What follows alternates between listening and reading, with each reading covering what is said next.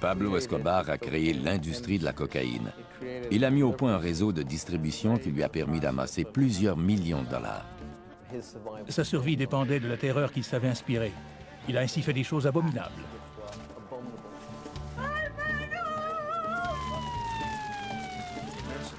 Il a déclaré la guerre à la Colombie, en quelque sorte. Et la Colombie lui a déclaré la guerre. Il était vindicatif et n'oubliait jamais un affront. Lorsque quelqu'un s'opposait à lui, il lui rendait l'appareil et se montrait impitoyable. C'est le criminel le plus brutal et le plus insensible que le monde ait jamais connu.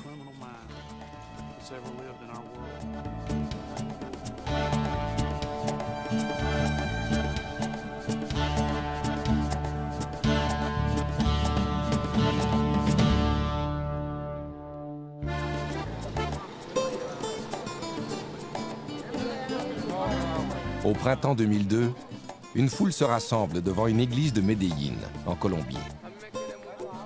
Hermilda Escobar, la mère du narcotrafiquant le plus célèbre au monde, est venue assister à la messe.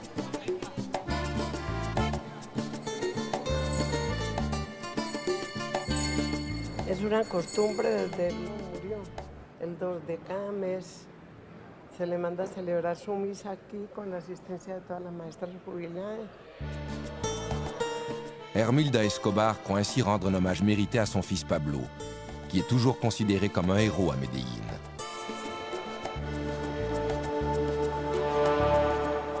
Pour le reste du monde, Pablo Escobar est l'un des criminels les plus dangereux de l'histoire. L'initiateur du trafic de la cocaïne, un pionnier dont l'héritage de violence et de corruption est toujours présent 10 ans après sa mort. Il a fait preuve d'une brutalité et d'une cruauté incomparables. Mais le terrorisme pratiqué par Escobar n'était pas nouveau en Colombie. Il existait bien avant sa naissance.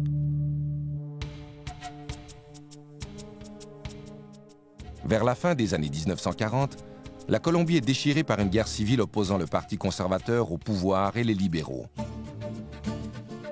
Cette violence donne naissance à un groupe de hors-la-loi connu sous le nom de banditos. Ces gens n'ont de loyauté qu'envers eux-mêmes.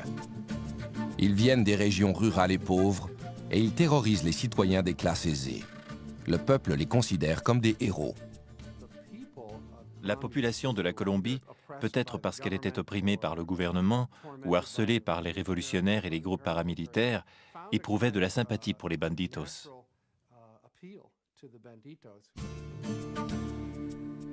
Ces hommes sont une source d'inspiration pour le jeune Pablo Emilio Escobar Gaviria. Pablo est né le 1er décembre 1949. Il est le troisième des 7 enfants d'Abel de Jesus et de Hermilda Escobar. La famille vit dans la communauté agricole de Rio Negro, à 40 km de la ville de Medellín. Le père est agriculteur et la mère est enseignante. Elle venait d'une famille peu fortunée, mais elle était instruite. Elle avait réussi à faire des études au coût de nombreux efforts et elle voulait partager ses connaissances avec les autres. Mon père était propriétaire et éleveur de bétail à Rio Negro. Ses employés et lui se levaient à 4 heures chaque matin pour traire les vaches afin de produire du fromage, du beurre et du lait qu'ils vendaient ensuite au village. Abel et Hermilda se marient le 4 mars 1946. Pablo naît 3 ans plus tard et il attire immédiatement l'attention de son entourage.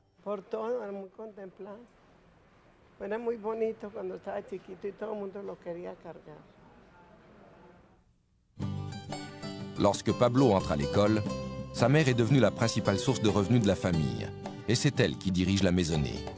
Elle enseigne à ses enfants la valeur de l'éducation et la charité. Elle était une bonne mère, une mère traditionnelle. Pablo, ainsi que ses frères et sœurs, étaient beaucoup plus attachés à elle qu'à leur père Abel. Nos parents nous ont tous deux donné de précieux enseignements.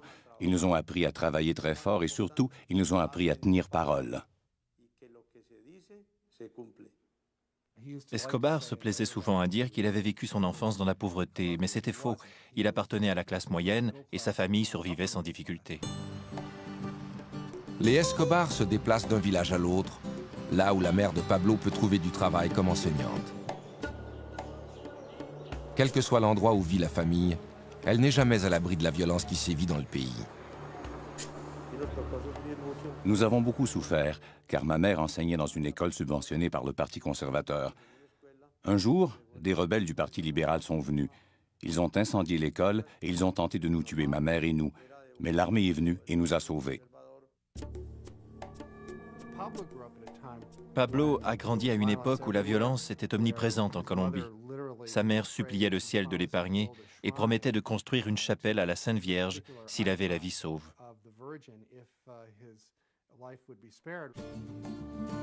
Comme la plupart des enfants colombiens, Pablo adore les récits relatant les exploits des banditos qui sillonnent le pays. Il admire leur indépendance et le fait qu'ils veillent sur les plus démunis. Il tente de suivre leur exemple. À l'école, certains de ses amis étaient plus pauvres que nous. Ma mère avait un crédit dans les commerces d'alimentation du quartier et Pablo l'utilisait pour offrir des aliments et des boissons aux enfants pendant la récréation. Le llevaba, metía entre la arepa, le sacaba el migajón a la arepa y echaba la carne o lo mejor que tuviera. Y se lo llevaba a un Cristo de limpias que yo tenía allá en la sala y le decía, pobrecito señor. En 1961, alors que Pablo a 12 ans, sa famille s'établit de façon permanente à Envigado, un village situé au sud de Medellín. Sa mère y ouvre une école primaire. L'année suivante, l'adolescent entreprend ses études secondaires à Medellín. Il se tient avec un groupe d'élèves qui appuie les politiques gauchistes et la révolution cubaine, survenue quelques années plus tôt. Pablo admire particulièrement la façon dont Fidel Castro a défié l'autorité et réussi à devenir le leader d'une nation. L'adolescent ne tarde pas à contester l'autorité de ses professeurs. Il est suspendu pour avoir volé les réponses d'un examen et les avoir partagées avec des camarades. Il commence à fumer de la marijuana et à sécher ses cours.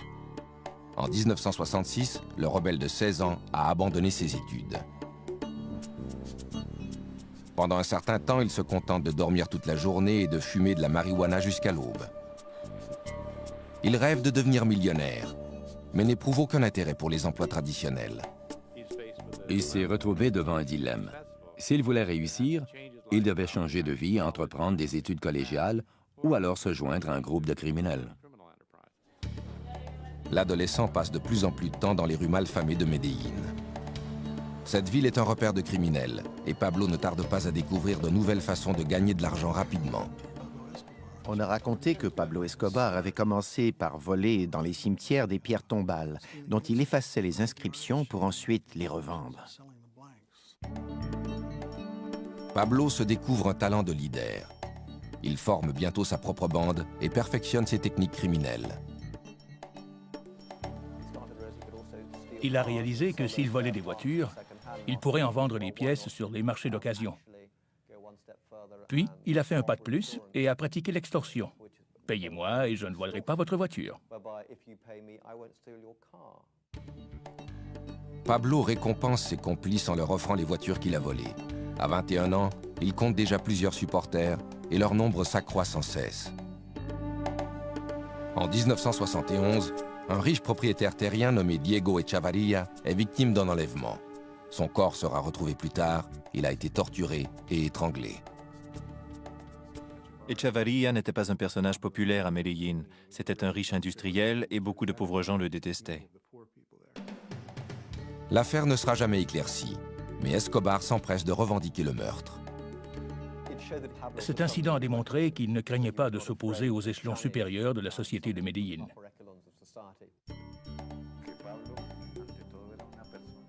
Pablo était un être très charismatique. Il avait beaucoup d'assurance et il était extrêmement convaincant. Il avait un ego démesuré. La mort d'Echavarria réjouit les pauvres de Medellín. Il commence à surnommer Escobar El Doctor. C'est une marque de respect. Pendant que la réputation d'Escobar s'étend en Colombie, un changement social important se produit aux États-Unis.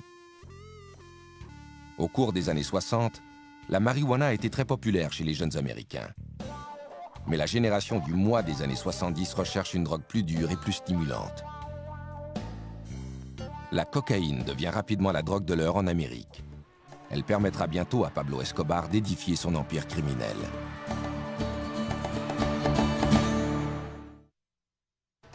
En 1972, à 22 ans, Pablo Escobar est déjà devenu un des criminels les plus redoutés de Medellín en Colombie. Il a volé des voitures, il a fait de la contrebande et il a même revendiqué le meurtre d'un riche propriétaire terrien. Il est maintenant prêt à étendre ses activités au-delà de Medellín. La cocaïne, extraite des feuilles du coca, que l'on trouve en abondance en Colombie, devient rapidement une drogue très populaire aux États-Unis. Escobar voit dans ce phénomène une occasion de s'enrichir. La marijuana et ensuite la cocaïne offraient aux jeunes l'occasion de s'enrichir rapidement. Ils étaient tous obsédés par l'idée de gagner beaucoup d'argent en peu de temps. Pourquoi passer 20 ou 30 ans de sa vie à gagner à peine de quoi vivre quand on peut obtenir $1 million du jour au lendemain? Ce genre de commerce est récent et relativement peu organisé lorsqu'Escobar commence à agir comme intermédiaire. Il achète de la cocaïne aux producteurs et la remet aux trafiquants qui l'expédient aux États-Unis. Escobar n'éprouve aucun scrupule à tuer et à torturer les gens, ce qui lui donne une longueur d'avance sur les autres trafiquants. Lorsqu'il entend parler d'une affaire lucrative, il s'en empare aussitôt. Il laissait toujours savoir à son entourage qu'il n'hésiterait pas une seconde à détruire quiconque lui mettrait des bâtons dans les roues ou menacerait la réussite de ses activités. S'il n'obtenait pas ce qu'il voulait, il faisait tuer les gens, et ça ne troublait pas son sommeil. Pablo Escobar se retrouve bientôt à la tête de l'industrie de la cocaïne en Colombie. Maintenant qu'il s'est imposé dans le milieu de la drogue, il peut obtenir tout ce qu'il veut, en particulier l'argent et le sexe. Il a toujours aimé la compagnie des adolescentes. À 25 ans, il apprend qu'une de ses petites amies est enceinte. En mars 1976, Pablo épouse une jeune fille de 15 ans, Maria Victoria Henao Vallejo. Leur fils, Juan Pablo, naît le mois suivant. 3 ans et demi plus tard, le couple aura une fille, Manuela. Il a dit à ma mère qu'il était très heureux et fier d'être le premier de la famille à lui donner un petit-fils. Il pensait et se comportait comme un criminel. Mais il aimait beaucoup sa famille. Il se montrait respectueux envers sa mère. Il veillait sur ses frères et sa femme et ses enfants étaient tout pour lui. Ce n'était pas un bon père au sens traditionnel du terme. Il trompait ouvertement sa femme et il avait des maîtresses partout où il allait. Mais en même temps, il se voyait comme un chef de famille, un père aimant, et il éprouvait une véritable affection pour sa femme et ses enfants. Le trafic de stupéfiants d'Escobar progresse si rapidement en Amérique du Sud qu'il commence bientôt à expédier lui-même la drogue aux États-Unis. Un de ses associés, Carlos Leder, met au point un système de contrebande innovateur. Il a eu l'idée d'organiser un réseau de transport pour la cocaïne. Il a établi un point de transbordement dans un îlot des Bahamas. Il y a fait aménager des pistes d'atterrissage, des postes de ravitaillement et un hôtel offrant toutes les commodités.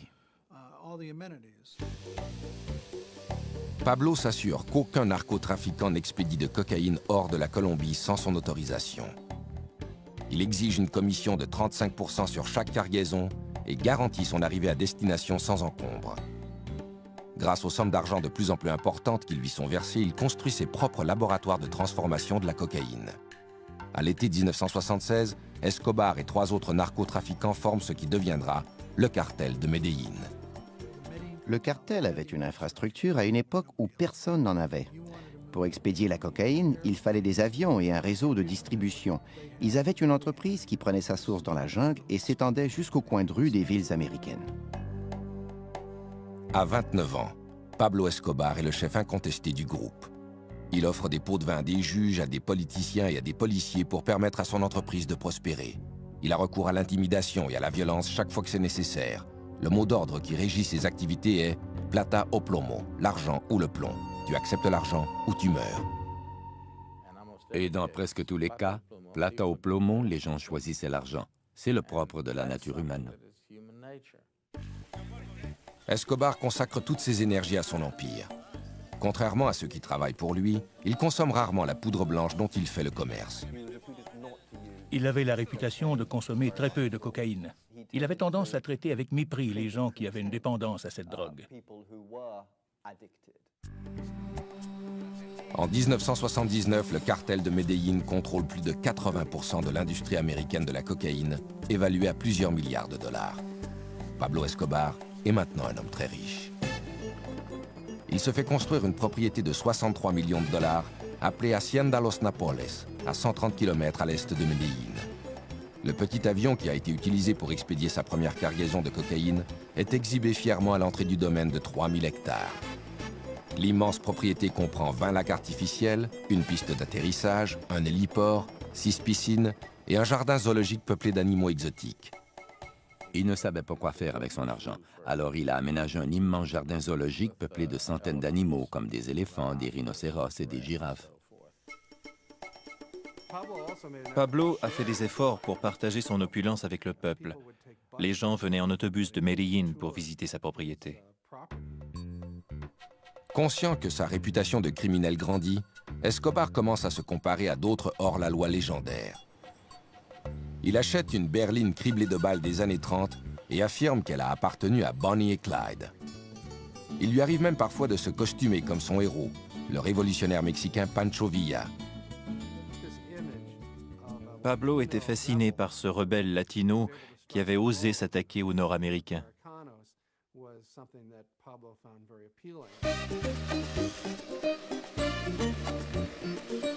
Derrière les portes closes de son domaine exotique, le baron de la drogue organise des fêtes extravagantes où il satisfait son penchant pour les jeunes filles d'âge mineur. Escobar et ses supporters ramassaient des écolières dans les rues d'Envigado après la classe et il les invitait à les accompagner. Si par la suite ces jeunes filles faisaient des problèmes parce qu'elles se plaignaient à la police ou à leurs parents, ou qu'elles risquaient d'en avoir trop vu, elles étaient éliminées sans aucun scrupule.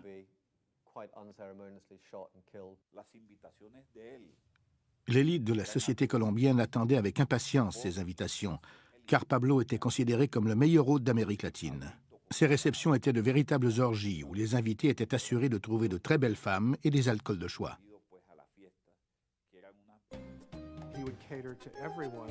Il offrait de quoi satisfaire tous les goûts, légitimes ou non. De la drogue et aussi de très jeunes filles. Il y avait des concours sexuels très bizarres, ainsi que des jeux érotiques. Parfois, Escobar ordonne aux jeunes filles de se dévêtir et de grimper à un arbre pendant que les invités contemplent le spectacle. Il organise aussi des concours. La jeune fille qui court le plus vite repart avec une voiture toute neuve. La femme de Pablo, Maria, connaît l'existence de ces rencontres à caractère sexuel, mais elle accepte de fermer les yeux afin de rester mariée à l'un des hommes les plus riches de la Colombie. De plus, Pablo est un père dévoué à ses enfants. Un jour, alors que Manuela avait 2 ans, son garde du corps lui a offert de la porter, de la changer et de partager avec lui les tâches quotidiennes. Pablo a refusé tout net. Il a dit que le jour où il ne pourrait plus s'occuper de son enfant, il ne serait plus Pablo Escobar. Escobar veut être considéré comme un grand homme. Il distribue plusieurs millions de dollars pour venir en aide aux pauvres. Il construit des routes, des terrains de soccer et même un complexe de logements sociaux, le Barrio Pablo Escobar. Pablo n'aimait pas voir souffrir les gens. Il croyait que tous les pauvres devaient vivre dans la dignité et avoir des écoles et des églises bien à eux. Il voulait leur offrir une vie convenable. En réalité, Escobar rêvait d'être un Robin des Bois. Il voulait que la population l'appuie. Il voulait devenir le héros de la classe ouvrière et des paysans. Désireux d'améliorer son image, Escobar se présente au Congrès colombien en 1982. Il était tout puissant dans le milieu criminel. Il a commencé à chercher des moyens de légitimer son industrie tout en augmentant son pouvoir personnel. Le criminel de 32 ans est élu substitut au Congrès, ce qui lui permet de remplacer un membre durant son absence. Escobar considère cette nomination comme une preuve de l'affection que lui porte son peuple. Il ne pensait pas être tellement différent des autres politiciens, dont plusieurs acceptaient déjà son argent. Il ne croyait pas être pire que certains d'entre eux.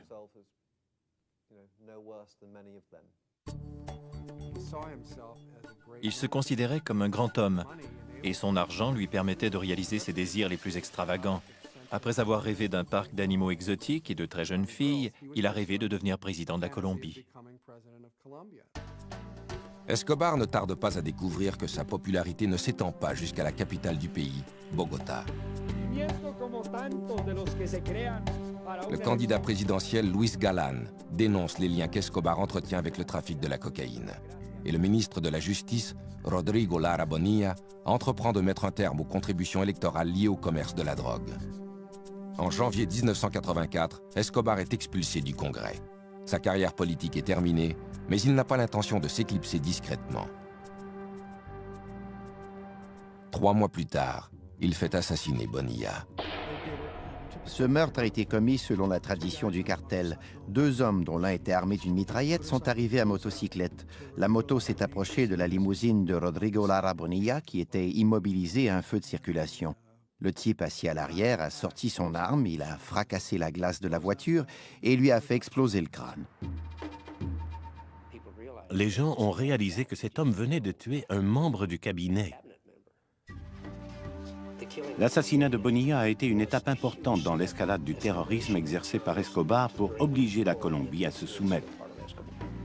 Pendant que la Colombie combat le terrorisme financé par les narcotrafiquants, les États-Unis entreprennent leur propre guerre contre les stupéfiants.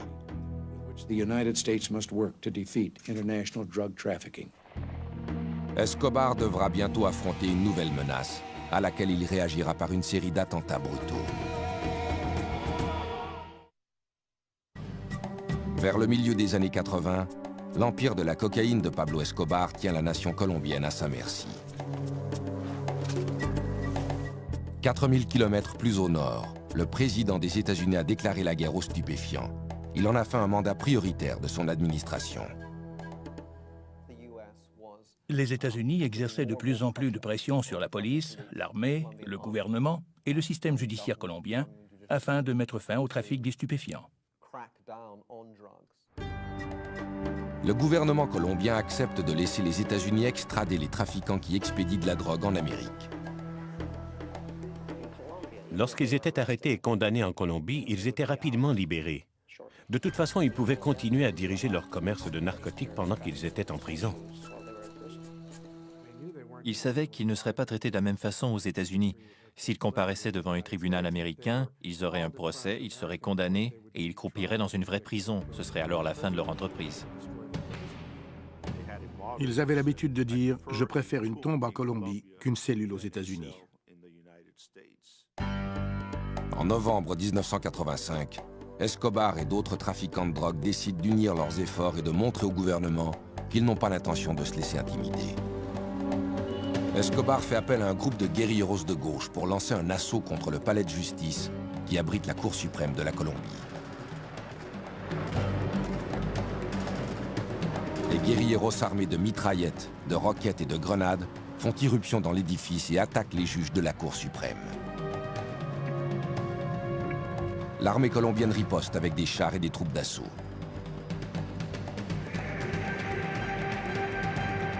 Au cours du siège, qui dure toute une journée, 97 personnes sont tuées, dont 11 des 24 juges de la Cour suprême.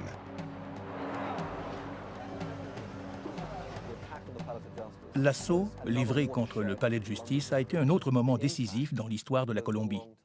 Il a eu un impact à long terme, car il a terrorisé le système judiciaire.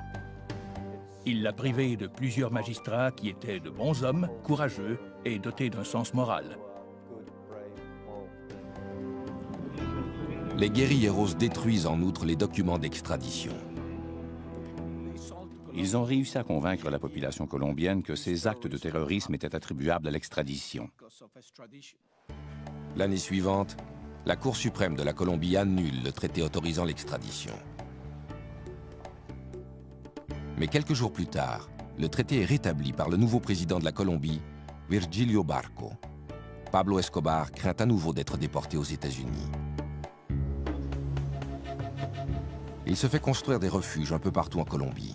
Il parvient à devancer les représentants de la loi grâce aux informations que lui fournissent les hauts fonctionnaires qu'il soudoie et les paysans qui lui restent fidèles. Ils alertaient Escobar aussitôt qu'ils apercevaient un hélicoptère ou qu'ils voyaient s'approcher un véhicule de police, ce qui lui donnait tout le temps voulu pour prendre la fuite.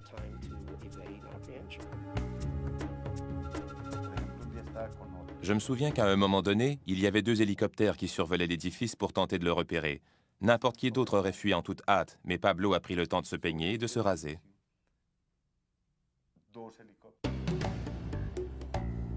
En 1989, alors qu'il est en fuite depuis plus de 3 ans, Escobar tente de conclure une entente avec le gouvernement colombien. Il accepte de se livrer aux autorités à une condition, celle de ne pas être extradé en Amérique. Le gouvernement refuse. Pablo n'apprécie pas cette réponse. Le 18 août, le candidat favori de la campagne présidentielle, Luis Galán, doit prononcer un discours à l'occasion d'une assemblée électorale. Luis Carlos Galán était en quelque sorte le John F. Kennedy de la Colombie. Le peuple l'aimait beaucoup. Il était opposé à la drogue et favorable à l'extradition. Et l'extradition était un sujet de préoccupation constant pour Escobar. Au moment où Galán va prendre la parole, il est abattu par un des tueurs d'Escobar. Cet assassinat bouleverse toute la nation. Les Colombiens ont réagi comme la population des États-Unis l'aurait fait. Un candidat présidentiel très populaire avait été abattu et ils savaient qui était responsable de ce meurtre. Ils ont commencé à considérer cet individu non seulement comme un criminel ou un hors-la-loi, mais aussi comme un ennemi de l'État. Mais Escobar n'en a pas terminé avec le terrorisme. 3 mois plus tard, le 27 novembre, il fait placer une bombe dans un avion de la compagnie Avianca. Le successeur de Luis Galán, le candidat présidentiel César Gaviria, doit voyager à bord de cet appareil. 3 minutes après le décollage de Bogota, l'avion explose, tuant les 107 personnes qui se trouvent à bord.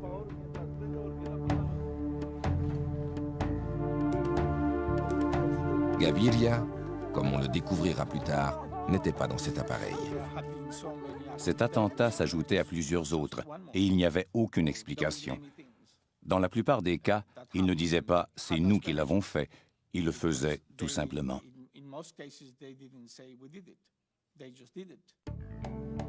Pablo Escobar était peut-être un monstre de plusieurs façons, mais il n'était pas stupide et il n'était pas fou.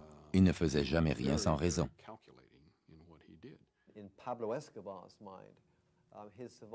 Pablo Escobar croyait qu'il devait faire régner la terreur pour assurer sa survie. Cela l'amenait à faire des choses effroyables. Il en est venu à ne plus accorder aucune importance à la valeur d'une vie humaine. À la fin de la décennie, Pablo Escobar a créé un climat de violence qui déchire la Colombie. Seulement à Medellín, plus de 200 meurtres sont commis chaque fin de semaine. Pendant ce temps, l'empire des narcotiques d'Escobar continue de prospérer. En 1990, le magazine Forbes rapporte que le narcoterroriste de 40 ans est l'un des hommes les plus riches au monde. Sa fortune est évaluée à 3 milliards de dollars. Mais son nom fait aussi partie d'une autre liste, celle des narcotrafiquants les plus recherchés par les États-Unis. Pablo Escobar devra bientôt affronter une unité militaire d'élite créée dans le seul but de le traquer.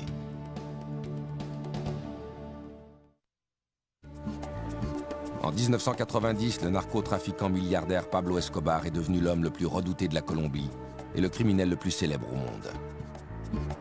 Pour tenter de mettre un terme à ses activités, le gouvernement colombien forme une équipe d'intervention spéciale connue sous le nom de Bloc de recherche. Cette équipe se voit confier la mission de capturer Escobar. Elle était organisée par le gouvernement colombien et regroupait les meilleurs policiers des groupes d'élite, des représentants de l'armée et des services secrets, ainsi que des enquêteurs du ministère public. Le bloc de recherche bénéficie également d'un appui de taille, une équipe d'experts en surveillance venue des États-Unis. Ils survolaient la région dans des petits appareils qui ressemblaient à des avions privés Beechcraft, mais qui étaient en réalité des avions espions de 50 millions de dollars. Des antennes et des dispositifs d'écoute leur permettaient de détecter toutes les communications électroniques échangées dans la région. L'équipe de surveillance est souvent horrifiée par la brutalité d'Escobar, qui se manifeste même pendant ses appels téléphoniques à sa famille. Au cours d'une conversation qui a été interceptée, il parlait à sa femme et il lui disait combien il l'aimait, pendant qu'à l'arrière, on entendait un individu hurler. Il essayait sans succès de couvrir le combiné, et il criait « Mettez-lui quelque chose sur la bouche ».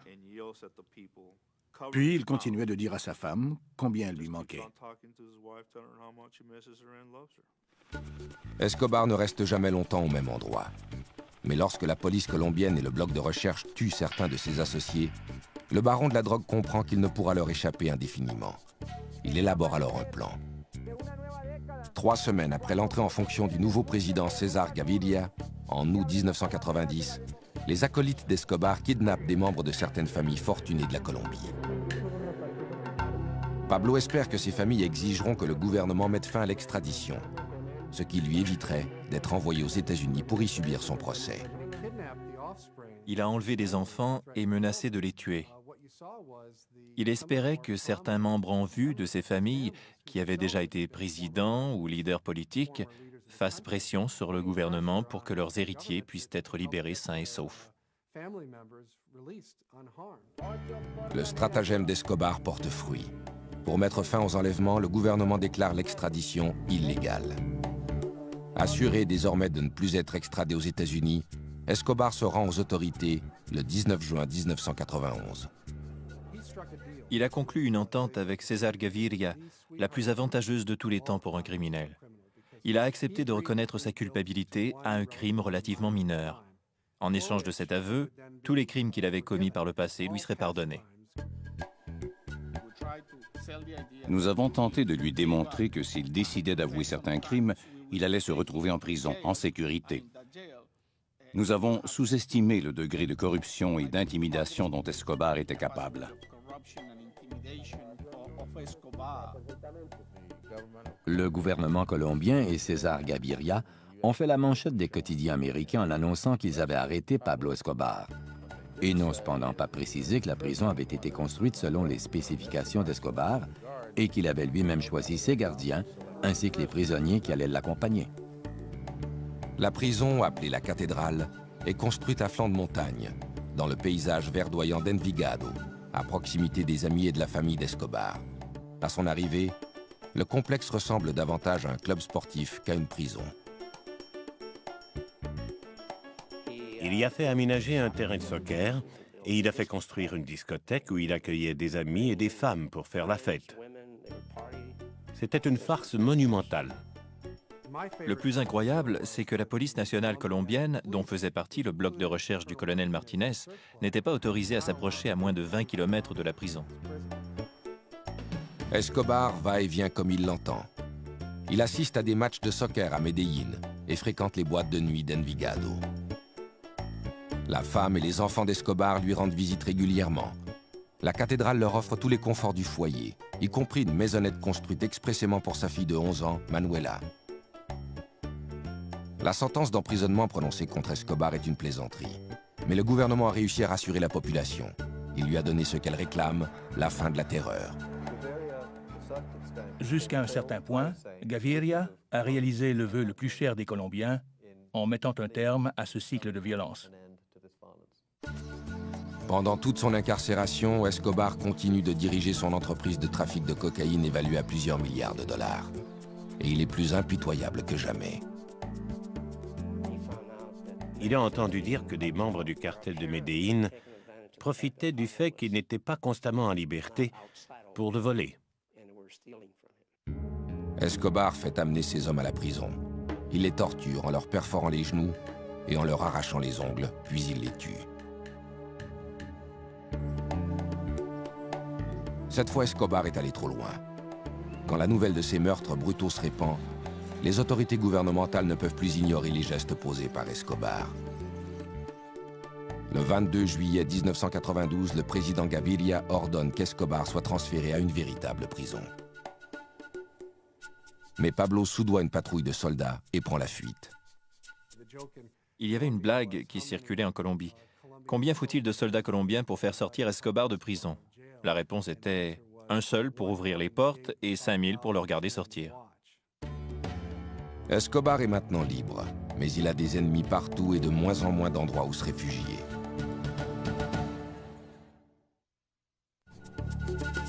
En juillet 1992, Pablo Escobar, âgé de 42 ans, est en cavale après s'être évadé de la prison La Cathédrale. Les gouvernements américains et colombiens sont décidés à traduire en justice le caïd de la drogue. Après son évasion, tout a commencé à s'écrouler. À la cathédrale, il avait effectivement bénéficié de la protection du gouvernement. Et soudain, la meute était de nouveau à ses trousses. Ses amis ont commencé à le laisser tomber. Il se croyait probablement plus puissant qu'il ne l'était en réalité. Il était encore très riche, mais il n'inspirait plus autant de crainte. Escobar tente fébrilement de négocier une nouvelle entente avec le gouvernement. César Gaviria, en collaboration avec le gouvernement des États-Unis, je crois, avait décidé de refuser désormais toute négociation avec Pablo Escobar. Il voulait le traquer et le tuer. Par le passé, Escobar a eu recours au terrorisme pour convaincre le gouvernement de satisfaire à ses exigences. Il décide d'utiliser à nouveau cette tactique.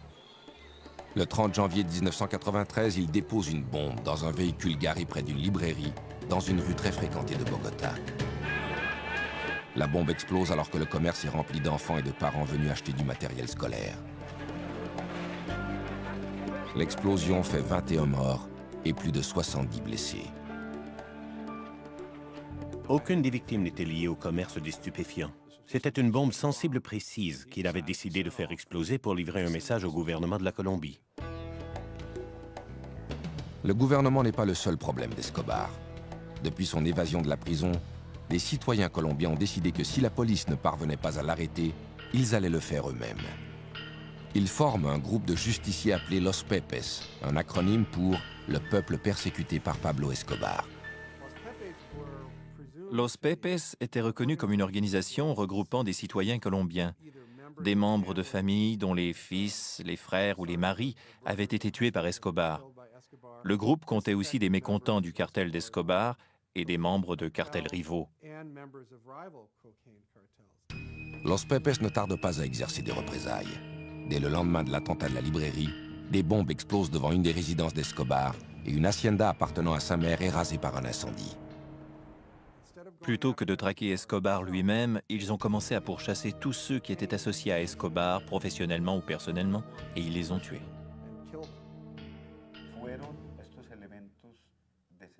Pablo a commencé à douter de sa propre sécurité. Ils ont nui à ses gains financiers, ils ont touché ses proches. Et surtout, ils ont miné son moral en attaquant les symboles qui lui tenaient le plus à cœur. Ils ont utilisé contre lui ses propres techniques. Ils ont traqué sa famille et tué beaucoup de gens. Ils ont brûlé des ranchs et tué ses chevaux évalués à plusieurs millions de dollars. L'ennemi numéro 1 de la Colombie se fait rendre la monnaie de sa pièce. De moins en moins de gens étaient prêts à lui venir en aide pour lui permettre de déjouer les autorités. Par conséquent, il devait se déplacer de plus en plus fréquemment d'une cachette à l'autre. Je pense qu'il s'est rendu compte que plus personne ne voulait l'aider, qu'il n'avait plus de temps, plus de refuge, et que la chance l'avait abandonné. Escobar tente de faire sortir sa famille du pays, mais les autorités lui refusent ce privilège. La dernière chose que souhaitait la Colombie, c'était que la famille d'Escobar disparaisse à ce moment précis. Elle savait que si ses proches restaient au pays, il allait constamment s'inquiéter de leur sort, car il savait que les Pepes allaient les tuer dès qu'ils en auraient l'occasion. Sa famille était son talon d'Achille. Il voulait la faire sortir du pays et la mettre à l'abri dans un endroit sûr où il n'aurait plus à s'inquiéter de son sort. Il aurait ainsi pu se consacrer librement à la guerre qu'il livrait au gouvernement de la Colombie. À l'automne 1993, le cartel de Medellín est démantelé. Mais c'est la famille d'Escobar qui occupe toutes ses pensées. Il ne l'a pas vue depuis 1 an et elle lui manque beaucoup. Le 1er décembre, Pablo célèbre son 44e anniversaire. Il sait qu'il est sous surveillance constante et il limite ses appels téléphoniques au minimum pour éviter qu'il ne soit retracé. Le lendemain de son anniversaire, il téléphone à sa famille.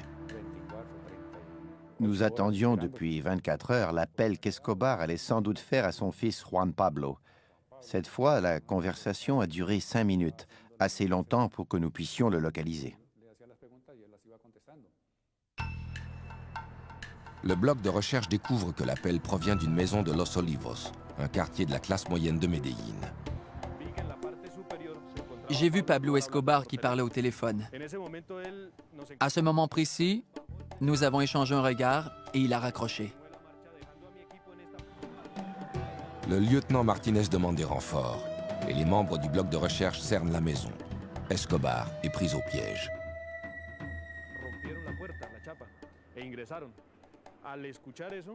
Ils ont enfoncé la porte et pénétré dans la maison. Le garde du corps de Pablo, El Limón, est alors apparu à la fenêtre là-haut et il est sorti en faisant feu sur les policiers. Il a été touché, il est tombé sur le sol. Escobar est sorti par la fenêtre avec une arme dans chaque main. Il tira à l'intérieur et à l'extérieur en hurlant des injures à la police. Il a retiré ses pantoufles et sauté sur le toit. Nos balles l'ont atteint alors qu'il tentait de se relever.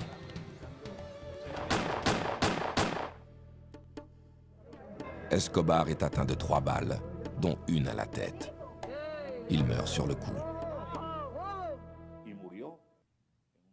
Finalement, il est mort comme n'importe quel malfaiteur. Cet homme, reconnu comme le pire criminel au monde, le narcotrafiquant le plus redouté de la planète, est mort comme le commun des mortels.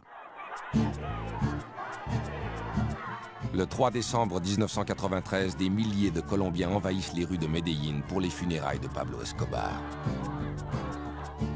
Certains sont venus pour célébrer sa disparition.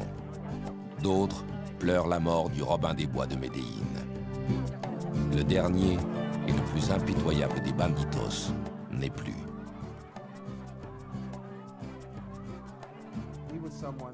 Le peuple colombien le craignait et n'éprouvait pas tellement de respect pour lui, mais en même temps, il était l'un des Colombiens les plus réputés et les plus prospères de tous les temps. Quand il a finalement été traqué et tué, je crois que la fierté nationale s'en est un peu ressentie. Demandez aux chauffeurs de taxi, allez dans les quartiers modestes et parlez-leur de l'image que Pablo a laissée à Medellín. Ils vous diront tous que c'est une excellente image, très positive. Je n'ai jamais connu de criminel aussi endurci depuis. C'est probablement l'homme le plus brutal et le plus impitoyable qui ait jamais existé.